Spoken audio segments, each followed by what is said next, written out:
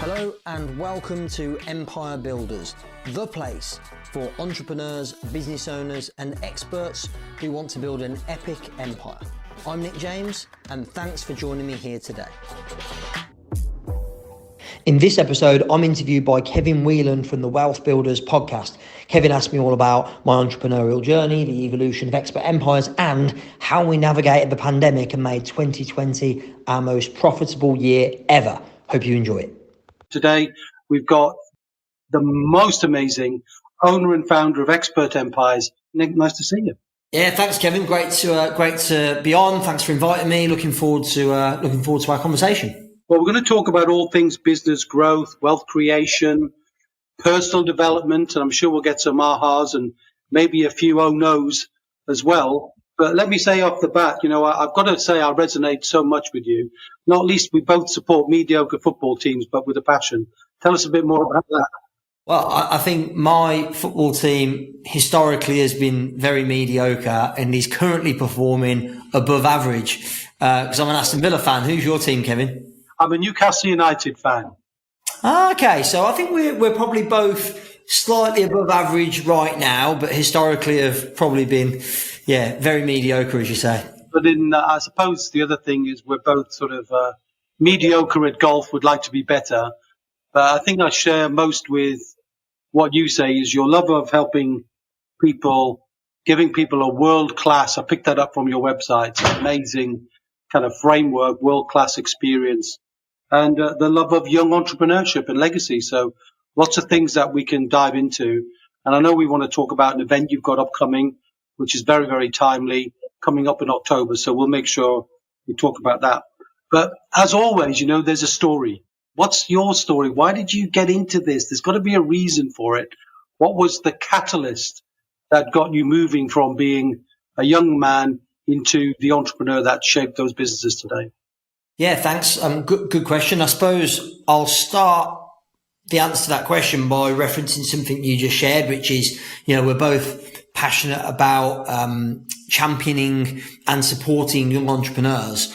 I guess my journey started in 1994. I was 12 years of age, and my mum took me to a Tony Robbins seminar in Hawaii. I was extremely fortunate, not just a little bit, extremely fortunate to get that opportunity. Very, very few young people, teenagers, youths get that opportunity. And so, I was very, very fortunate to have that opportunity to go and learn, being in an environment of personal development, of self-improvement, of entrepreneurship, of around people that were aspiring to be more, do more, have more. And so, that was really a kickstart for me. I spent most of my teenage years traveling all over the world with my mum, all over America, Europe, Australia, the Far East.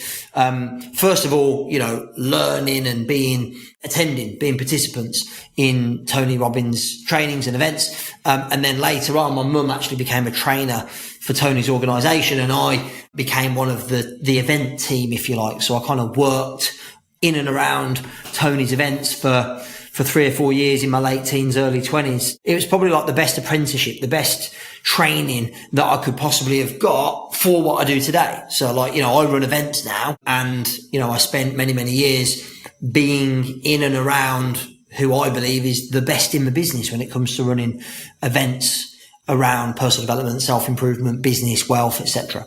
Well, wow. What a brilliant introduction to the whole world of personal development. So what did you do after your teenage years then? What was your first experience of the employment world? I went to university, and what I always say is I certainly learned more within a few months of leaving university than I did in a few years of being in university. And that's because I actually left university and started my first business, which was an epic failure because quite frankly, I didn't know how to run a small business. Like what I learned at university was how to operate in a role within a big company. I actually did a business studies degree, and I think it's false advertising to call it business studies because really it was studying how big businesses and corporates operate. And what I really wanted to learn was how do small businesses, how do entrepreneurs operate? I actually think now by the way, we're talking 20 years ago, but I think now, like, they do actually have entrepreneurship degrees at university. Now, I don't know how the curriculum differs to when I was there, but it was a lot about, for example, the e-commerce section of the curriculum. We were studying the Tesco website. That doesn't help me when I'm in my early 20s and I'm starting a brand new business from scratch. So for me, I learned a lot more within a few months of leaving university, because my first venture was an epic failure. But then my first kind of real employment was actually working in a small entrepreneurial business. It was an NLP training company, so neuro-linguistic programming. For those that aren't familiar, this is a collection of tools and strategies and techniques to program the mind for success. So I worked for an NLP training company. Shout out to my mentor, Andy Harrington. We're still really good friends to this day. And I worked in his company in sales for a couple of years. And in those 2 years, being around that small business, I learned about marketing, and I learned about sales, and I learned about systems and processes and customer service and finance and all of these key ingredients. So when I left that business to start my own business, I was much better prepared than I was first time round. So do you find that the people you serve now, was the coaches, the guides, those people who are experts in their own right or building their expertise, started their life as employees?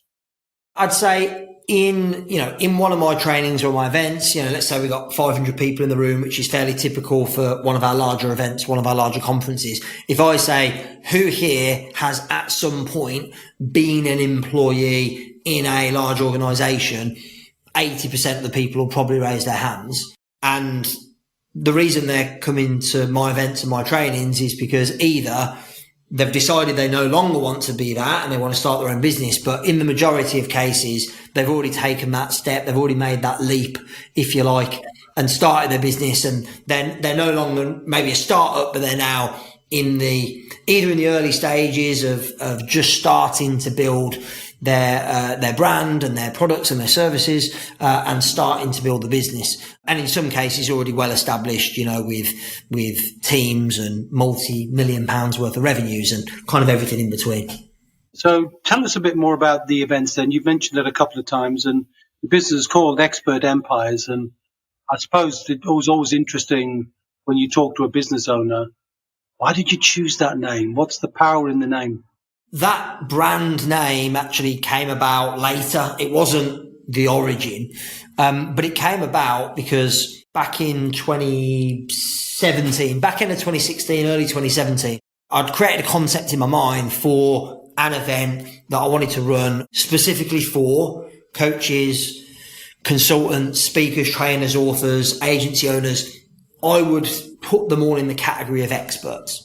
And the concept was that I'm going to run this amazing event. We're going to bring the best speakers in the world to London, to the UK.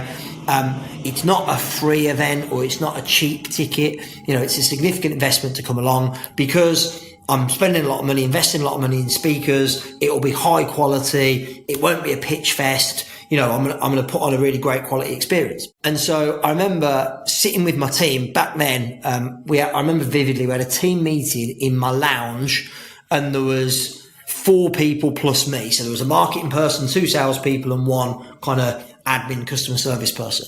And I was like, right, so here's the vision. Here's what we want to create. Let's come up with a name for it. And they all gave their suggestions.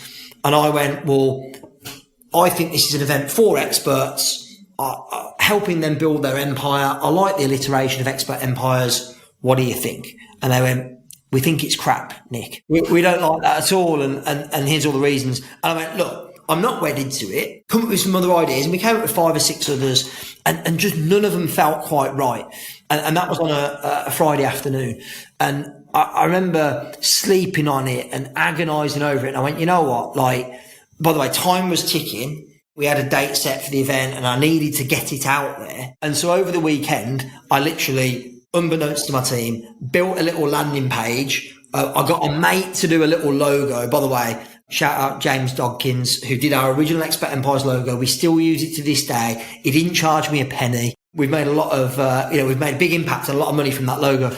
And I literally just built a little page and and sent an email out and posted it on social and went, hey, I've got this thing, it's called Expert Empires. And on Monday, the team were like, we hadn't decided yet. I was like, I couldn't wait any longer. It was too late. And here we are. That was early 2017. Here we are 7 years later, and Expert Empires now means something. It's now a thing. It's now got a reputation. It's got brand recognition. Anyway, long story, but here's the reason I tell you that is because I do think people overthink brands and brand names. Like, people think Nike, what an amazing brand concept and name. When Phil Knight first came up with Nike, it didn't mean anything. But obviously it's got Greek mythology background, but it did, like, nobody felt a certain way about Nike. Now people have an emotional attachment to that brand, to the logo, to the word. Same with Netflix or Amazon or Tesla or all of these.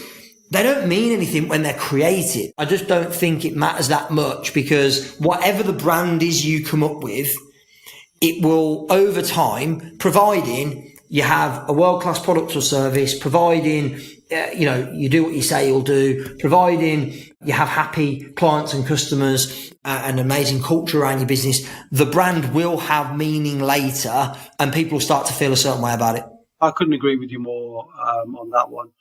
Albeit it did take me a little while to come up with Wealth Builders, because I wanted to do what it said on the tin, because we're challenging the way financial plans are created in the UK. So, that was important for me to do that. And by the way, I think the Wealth Builders as a brand's a great brand. It does what it says on the tin, as you say. And there are, many, many other words you could have used. And the point is, it wouldn't have really mattered, because Wealth Builders is Kevin, and it's the training, it's the concepts, it's the content, it's the experience that you create for your clients, for your customers, and then they feel a certain way.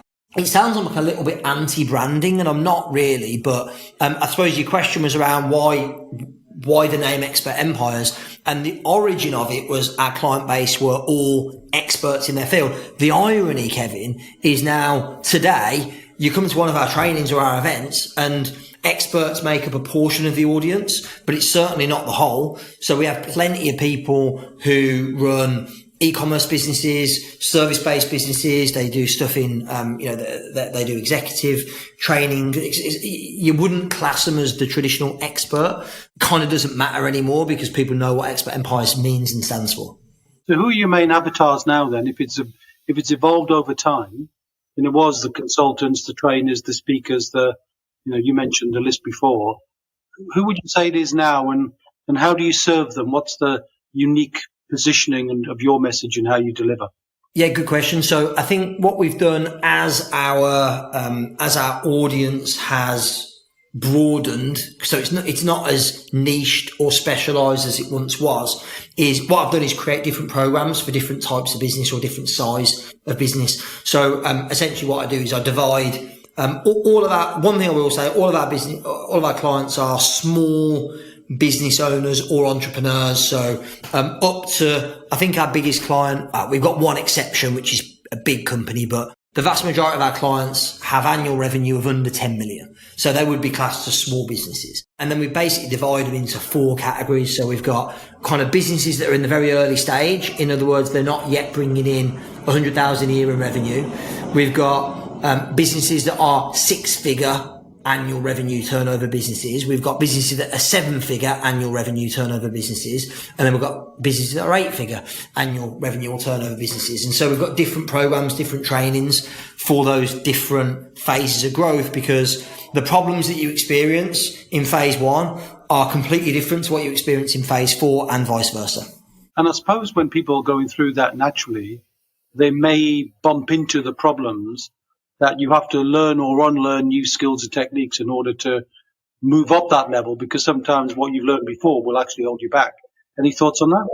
Yeah, 100%. I always say, what got you here won't get you there. Sometimes what got you here will prevent you from getting to the next stage or the next phase of your growth. And actually, sometimes it's a case of doing what you've done before again and again and again. So it does largely depend upon the person, the individual, the business in question. So yeah, I think having we run different trainings as well based on skill set. So business owner A might be brilliant at marketing and terrible at sales. So they need to work on sales skills. Business owner B might be phenomenal at sales, but awful at like hiring and developing a team. Person C might have an amazing team, but they really struggle with their own mindset. And so we'll have different trainings and different, I suppose, niche masterminds and niche experiences based upon where you in particular need to grow and develop. And what's the outcome? How would they measure the success of the money they pay you to be engaged in your programs, to measure that ROI at the end and say, yes, I got a good result and this was worthwhile?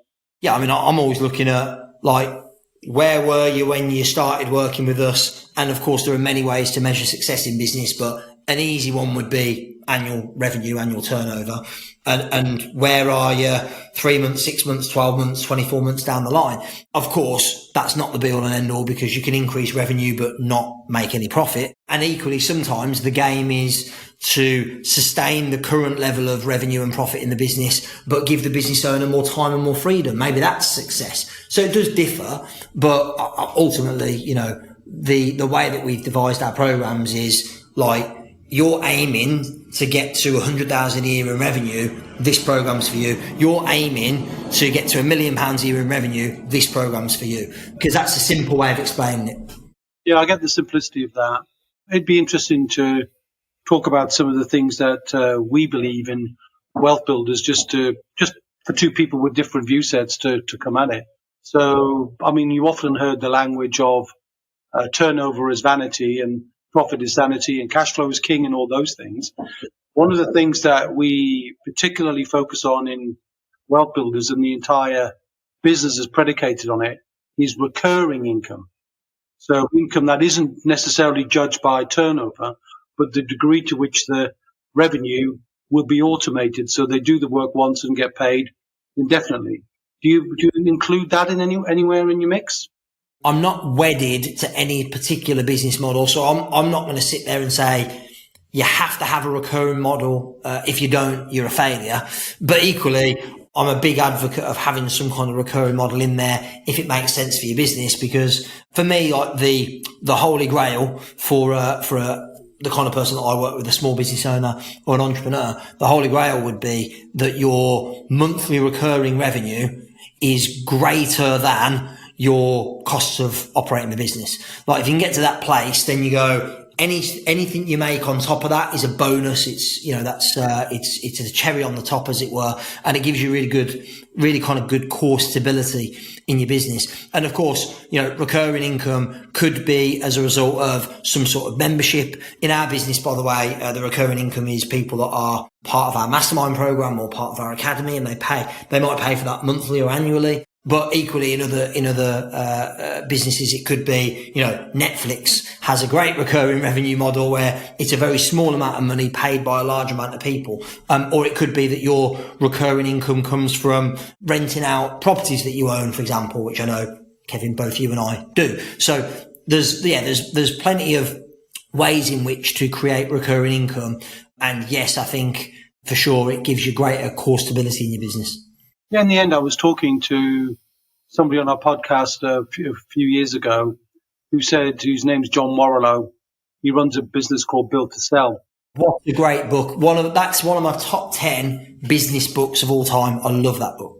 Well, I interviewed him and we were chatting when I met him in the Midlands, and I said, John, you've got 8 different levers that you suggest business owners can pull to get a better value for their business. It's all about selling your business in the end.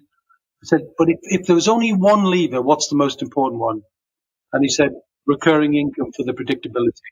Because if you want to sell it, the number one criteria for an acquirer is the predictability of the recurring profit. And if you can get that, your business is going to be worth 7-8 times more than working 7 or 8 times harder on the same margin on normal trading income. Just a fascinating insight for me, and made me go, yeah, definitely, I've got to teach recurring. What I love about that book, Kevin, as well is even if you don't ever intend to sell your business, it's still a great read, because in building your business in a way that you could sell it, you're building a better, more healthy business that's less reliant upon you. And so I think the first thing really is to decide, what game are you playing? Are you playing the game? It's one of the questions I ask our clients, when they start working with us. I'm like, so what's your dream outcome? What's your goal? What game are you playing? Like, are you playing the game of, I want to set, like one of my clients I've got in mind, their game, two of them that they're business partners, their game is to sell for at least 5 million in the next 3 years. That's their game. And there's a reason for that, because what that gives them is the freedom that they want to do what they want, when they want, with who they want. And that's their number. But if you're playing the game of, I want to run it for the next 20 years and then sell it, or I want to run it for the next 20 years and then pass it on to my kids, or whatever it might be, like, you got to decide what game you're playing before you decide how to play it. And you think when the coaches and the consultants and the trainers get into that, they've even given their game plan, the game they're playing, a thought?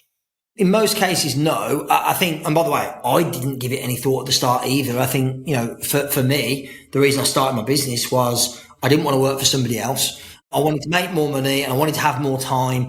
And, I had a skill set that I felt had some value to offer.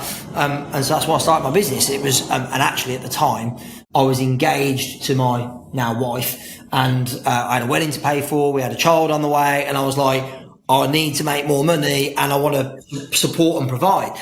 So there was no grand plan of selling it in this kind of distant point in the future. It was just short term, over the next year, 2 years. Like, what's it gonna look like? So, and I think that's okay. Like, you don't have to have the end goal or the end game in mind, because it might change as you go anyway. But I do think once you reach a certain point in your business, it is healthy and helpful to have, at least, the long-term vision for the business and for yourself. Having that defined is really helpful. Yeah, unquestionably. And when did you make the shift in your own mind then? What happened when you started in the sofa and you talked about, expert empires, and you created because it was an event. When did you shift or pivot from events to providing masterminds? I mean, to be fair, I've had, I started my first business in 2008, and Expert Empires only became a thing in 2016, 17. So there were previous iterations before that. The transition really, it was actually originally from private one-to-one consulting or done for you services. So, right back at the start, I was essentially a marketing agency, a one-man marketing agency. So I'd come to you, Kevin, and I'd say, hey, if you want somebody to write all of your marketing copy and collateral and run your marketing campaign, your next launch of a product or a service, I'm your guy and I'll do that for you. So I was then trading my time and my expertise for money. And then over time, that kind of hit a ceiling, a plateau. And I went, well, I've run out of time to sell, and I probably hit the ceiling of what I can charge for this. So the next logical step became, I'll now teach people how to do this for themselves. And that's how it got into trainings and workshops. And then that evolved into masterminds and group coaching programs. I think it's brilliant. You've got a training center for this. Tell us a bit more about that. Yeah, kind of happened by accident, to be perfectly honest. So, for many years, I'd run my workshops, my live events, my masterminds in like a lovely little local hotel near where I live. And the business had got to a point where we'd outgrown our office space. So I was like, well, we need somewhere bigger. And I was looking at premises to operate out of. I think we had 10 people in our team. And so, we had a small office space and then a few people working remotely, and it was like, we need a bigger space. And so I found the space that we're now in, and we moved into it in 2018. But I found the space that we're now in, and it had way more space than I needed. But I really liked it. Like, energetically, it was great. I walked in, I was like, it's light, it's open plan. It just felt really nice. I was like, this is the kind of environment I want to work in and I want to bring our clients into.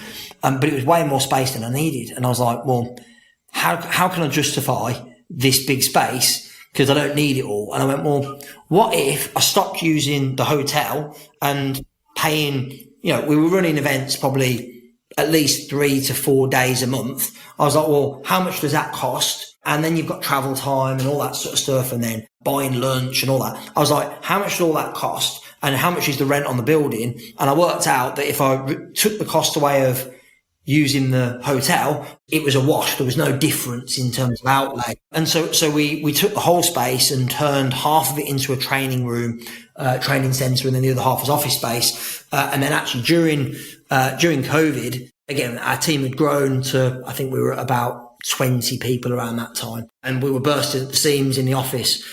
So we then we had an additional building on our plot built, which we now have as a training space. And then the other building that we originally had is now office space. So it's kind of grown and evolved. But there's been two big benefits of that. Because originally it was really just, it didn't save us any money, but it didn't cost us any more. And it allowed us to get the bigger, more expensive office. But there's two really big benefits. One is because we already paid for it, it kind of incentivized me to do more, to run more workshops, to run more events, to do more. Because I was like, I'm using it 3 or 4 days a month. It's empty for all this time. Well, might as well run more events because it doesn't cost us any more money. So it made me do more. The second thing is, I think it created an environment that we own. As I said to you before we joined, I actually don't own the property, the premises, we rent it, but it's our home and we can create it in our own vision, and we can decorate, and we can have posters, and we can have images, and we can have our models and frameworks on the wall, and our team welcome people in, and I'm not reliant upon hotel staff who may or may not be any good or having a nice day. So all of those things I think have made a big difference. And then bottom line, I always say this, anyone can pay a few £100 to rent a small meeting room at a hotel for a day and talk a good game. But when you rock up and see you've got 4,000 square foot, 20 plus team members and all of that, it demonstrates more credibility, authority, success. And I think that counts for a lot. And how did the events business get affected in COVID? It wasn't the best time to be in the events business. I think that's fair to say. I'll try and do this long story short. So we had, bear in mind, this is March 2020. I think we were towards the third week of the month, something like that. We run 2 big events a year called Expert Empires. And ordinarily we have anything between 400 and 500 people in attendance. And we had our big event happening last week of March. Obviously everybody's freaking out. It's like, by the way, this is before lockdown, but it's like people are getting really nervous about going out and worried about this thing called COVID. We don't know what it really is and how dangerous it is and who it might affect. So we had the event happening. Bear in mind, I've got speakers coming in from the US. I've got a big venue booked. I've got all of that happening. I think we'd sold 500 and just over 500 tickets to this event. And I'm getting inquiries, emails, phone calls from people saying what's happening? I don't want to come. It feels too much of a risk. I'm scared. And I'm going, I get it, but I've got to run the event because we've had all these people pay us money, and I feel like I've got to deliver on the promise and do what I said I'd do. So it was really, really difficult time. And my mistake, by the way, and I'm aware I'm certainly not perfect. My mistake is because I'm actually very, pretty laid back and always very optimistic. It's probably like most entrepreneurs, most business owners. I'm eternally optimistic. So I was like, look, it'll all be fine. And then within another 24, so basically I did this announcement. I said, hey, I know this is going on. We're going ahead. Let's just say that not everybody tends to be as optimistic or laid back as I am. And so within 24 hours, check this out, Kevin, within 24 hours, I had over 100 people either email in, phone in or comment on I did this video publicly, or comment, and people were pissed. Really angry, and they're calling me they're basically calling me all the names under the sun. And look, hold my hands up, I'd misjudged the vibe. I'd misread the signs. And so you asked what was it like during COVID. So it was 72 hours to turn the event from live in person in London to online, We created a makeshift studio in my office. We had no tech set up, no nothing. We literally just cobbled it together with laptops and loads of cables and cameras and whatever. And we put on this event. I basically went out to everyone. I said, look, hands up, I've misjudged this. I get that a lot of people don't feel safe. So I'm going to run it online, and here's what I'm going to do for you. First of all, going to put on the best damn event you could possibly imagine. Second of all, your ticket is still valid for the next one. Third of all, I'm also going to upgrade your ticket for the next one as a thank you for your understanding. Like I said, I made a mistake. I got this wrong. And you know what? It kind of all worked out fine. The shout out to Ed Milet, who was our headline speaker. He was so gracious. He said, look, I'm not coming to the UK because of COVID. I can't fly. Like, you don't have to pay my fee, but all I'd ask is that you donate a small portion of it to charity, which we did. And so that took a lot of the financial pressure off, because having to pay out a huge sum to him was a large part of our cost. The venue allowed us to carry what we paid forward. And so in the end, it all kind of worked out. And then just to tie off this story, obviously then there was probably 6 to 12 months of disruption, various different lockdowns, in and out of lockdown. And so actually having our own training facility helped us through that, because you'll remember at times you couldn't have more than a certain amount of people together, but we could run like a business meeting for 10 people socially distanced. Whereas if we'd have been using a hotel, we wouldn't have been able to do that, wouldn't have been allowed. So we combined online events, masterminds, trainings with small socially distanced workshops, masterminds. And you know what? Like, I think we came out of it pretty well. We didn't have to let anyone go from our team. We actually in 2020, bizarrely, we were more profitable than we had been any year before that, mainly because we didn't have the huge expense of running these events. So, every cloud has a silver lining, I guess. Well, I think I'll pick up a couple of lessons from that. One is, when something goes wrong and you misjudge it, or somebody makes a mistake, you just go, hold your hands up, which is what you did. And I think if you tell the truth, people will buy into that. And you're always going to get naysayers in any business, but and the other thing is, you just have to deal with it, right? So you did that, knowing that your long-term picture is to deliver great value, and secured those people who would react positively to the next event because they realized you'd almost taken the risk away from them, really, which is a very, very powerful thing to do. What was interesting to me was there was a small number of people, I'm talking, you could count them on one hand, that no matter what I said or did, they'd already made their mind up that I was an idiot, and that's fine. But what was interesting to me was the people that had complained and were most vocal before, when I took responsibility, owned the mistake, and then acted upon it and did something different, they then became our greatest fans and advocates, more so than the people that were kind of a bit chilled and blasé about it all. So I do think what you've just said, Kevin's definitely true. There's a lot of value in owning your mistakes. I mean, one of our values in our company is we practice self-awareness and humility.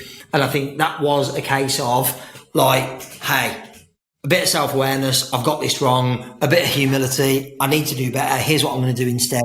And that definitely resonated and changed people's opinions. It's interesting because we have a no fault, no blame culture in Wealth Builders as well. When we realize we've got to do something about it, we call it an issue, and we just get together and fix the issue so it doesn't happen again.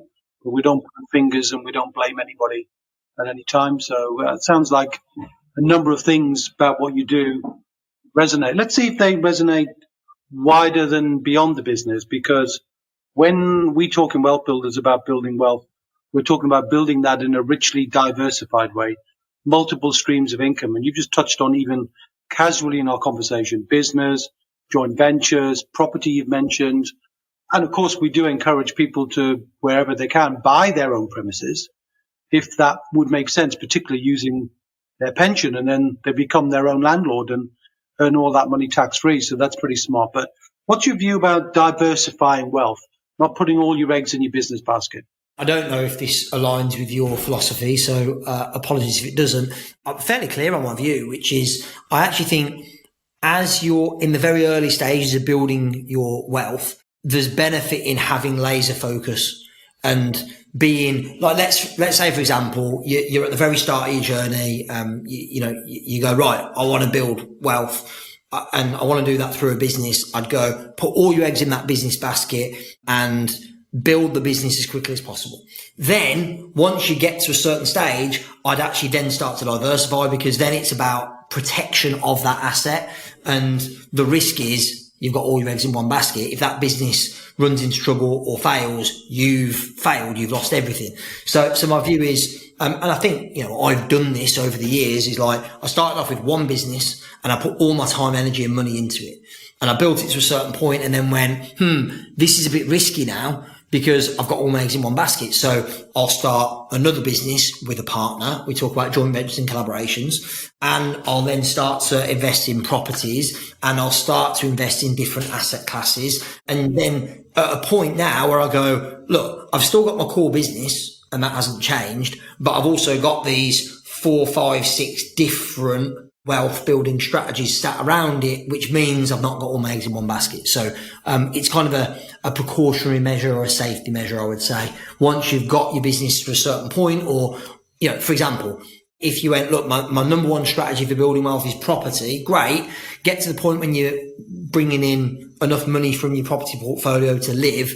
And then I'd be like, right, don't just put more money into property, look to diversify into different asset classes. Because again, it just protects you from any kind of changes in the economy, or any changes, like interest rates or how landlords are taxed, all of those things. If you're all in property, you're at risk there. And if you're diversified in different areas, then you're more, you've hedged your bets, I guess. You're not in any way deviating from our philosophy, because our philosophy is focus your way to security, which means having enough income to pay all of your bills, and then diversify after that. So we're banging on the same message, just slightly different language, but you'd expect that coming out of the mouths of different people. I think you hear a lot of people talk about diversification and multiple streams of income. The danger is if you try and do that from day one, you might end up, I'm not saying you will, like I'm sure some make this work, but you might end up doing lots of things not very well. What I'd recommend is do one really, really well and then diversify after, which I think is exactly what you're saying, Kevin. So we know there are things we can control. There are things we can't control. We've got a new government. We've got something coming in. You're going to be dealing with entrepreneurs, and we'll get to your October event, but there's going to be people at their event as entrepreneurs thinking about crumbs. What's the government going to do? And while we can't worry about that, what are your thoughts about, the big picture and what governments might do that have an impact on entrepreneurs?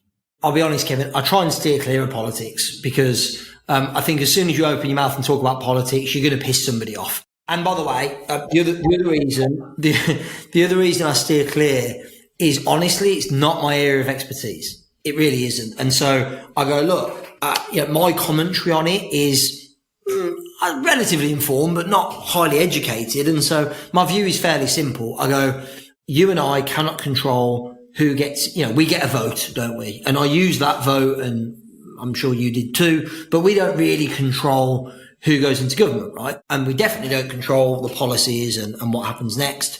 A lot of time, the policies that you voted for aren't seen through. And so look, we have no control over it. In my view, there's so much that you or I or anybody controls and has control over. Like, I have complete control over my health and well-being.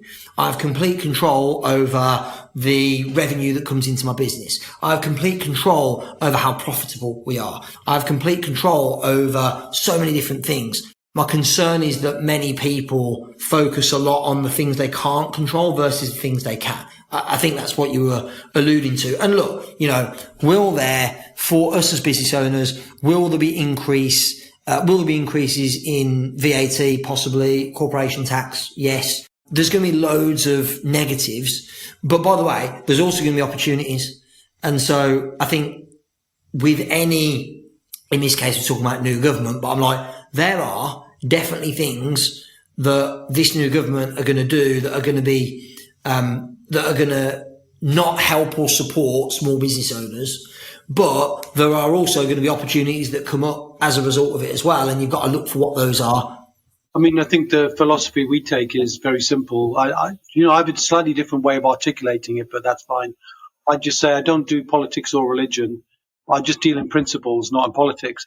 But if you give me a glass of red, and it has to be a nice one, I'll give you my view till I finished it, right? And it's just a bit of fun, but I just don't comment on those things. However, I do comment on this, that anybody who's building wealth needs to pay attention to the taxes they pay. So just respond when you can, and then create a strategy based on what you know.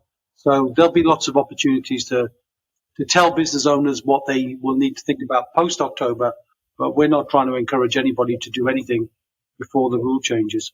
My view, Kevin, is no one has all the answers. Like, any government that says they've got all the answers is lying, because any policy that you can consider, like, right, we're going to make this saving here. Okay, great. So that's going to mean that the government can invest more. Or we're going to make this saving on, like, for example, we're going to increase corporation tax. It's going to bring more revenue in. Okay, great. And then you're going to use it here, in the education system or in the NHS. Okay, great.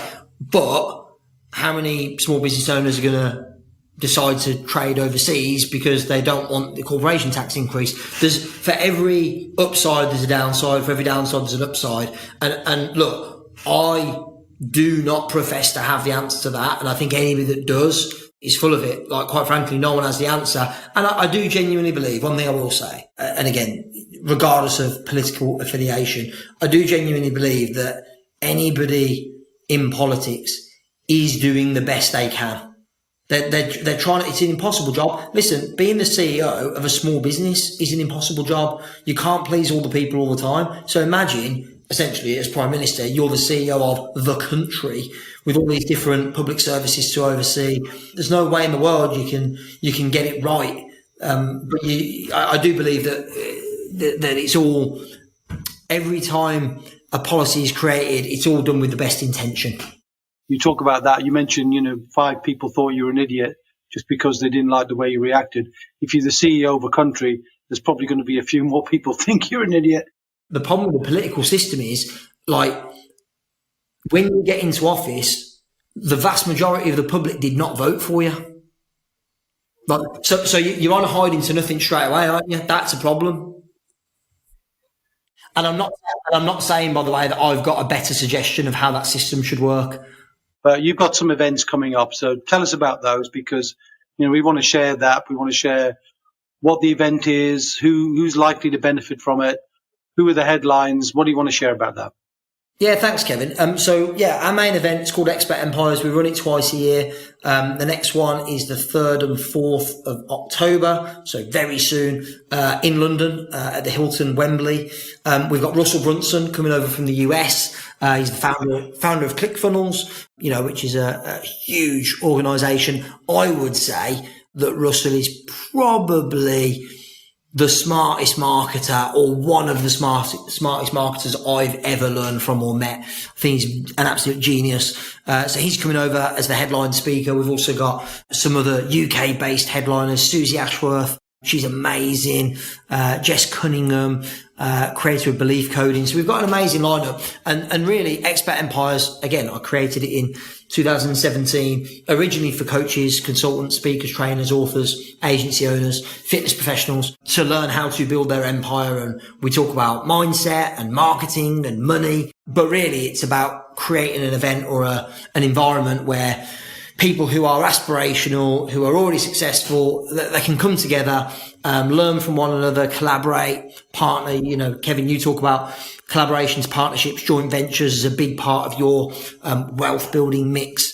And I think, Expert Empires is a place where people can come together and forge those relationships and have a great time. And we've run, this is our 14th, I think, Expert Empires event, or 15th, I've lost count.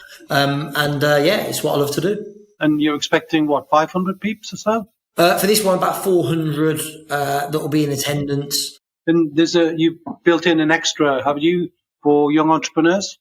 Yeah. So one of the things, as I mentioned, I was very fortunate to go to Tony Robbins when I was 12 years of age. And so, funnily enough, our last events, first time I'd ever done it, I created a ticket especially for young entrepreneurs, 12 to 18 year olds. If you have a son, daughter, niece, nephew, grandson, granddaughter, whatever, that you think would benefit from coming along like I did to Tony Robbins in 1994. If you think they would benefit from coming along, being in that environment, learning about mindset, marketing, money, business, then we've got a special young entrepreneurs ticket available, which is available at cost price. And if you go to the website, I'm guessing the link will be in the show notes somewhere. Then you'll see all the details about that. I want to applaud you for that because, not just as a reflection of your own experience. Wealth Builders, we're passionate about financial literacy for the next generation, arguably because if you think about the principle of building wealth, you build assets that last forever. You need a plan to pass not just the money, but the wisdom on to the next generation. So congrats to you for sharing some of that wisdom. And by the way, why don't they teach this at school? I won't get you on that one. Nick, thank you very much indeed for your time today. It was a joy to spend some time with you. I look forward to being at your event, and I look forward to speaking to you again on another occasion on either WealthTalk or head-to-head. Thanks, Kevin. Great to see you. Thanks a lot. Thank you so much for listening to Empire Builders. Please subscribe, leave us a review on Apple, on Spotify, on other platforms, and share the love, tell your friends. Remember, till next time, the more you connect, the more you collect.